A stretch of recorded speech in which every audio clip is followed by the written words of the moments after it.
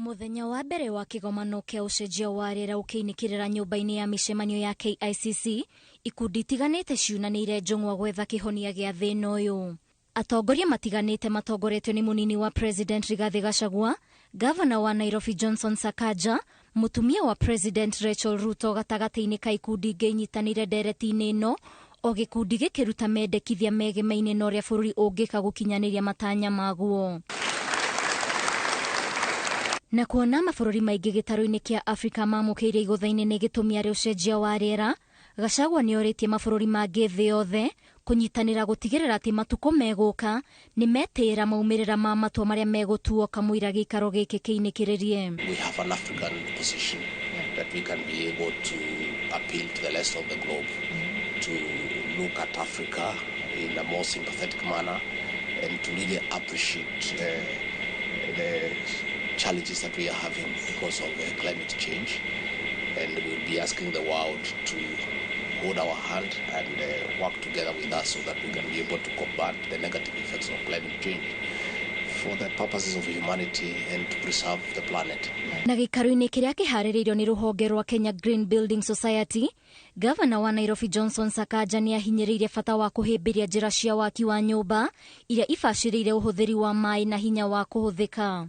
Augĩte ũcenjia wa rĩera no nginyagia ũhĩtwo na mĩena yothe, na ũtongoria wa kaunti ya Nairobi ũgũtigĩrĩra nyũmba ciothe iria igwakwo nĩ ciathingatithia mawatho ma ũmenyereri wa marĩa matũrigicĩirie. Climate, money, infrastructure, resources. These are immensely serious challenges. How do we meet them? First of all, together. We must meet them together.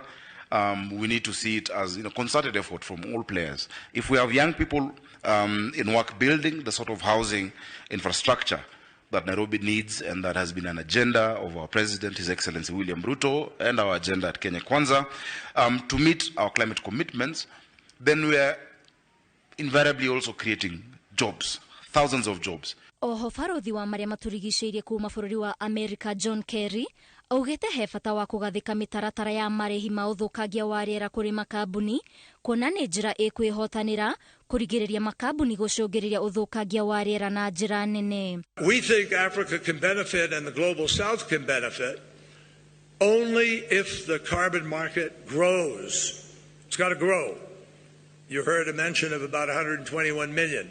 This market has to become a market in the billions in order to work effectively. And for that, we need to ensure the environmental integrity of this market. This is critical, not only to protect the climate, but also to create a thriving market, because people won't take the risk either of getting involved in a market that doesn't have the right standards and guidelines. Ngĩribotera Inooro TV, njĩtagwo Waithĩra wa Ndwati.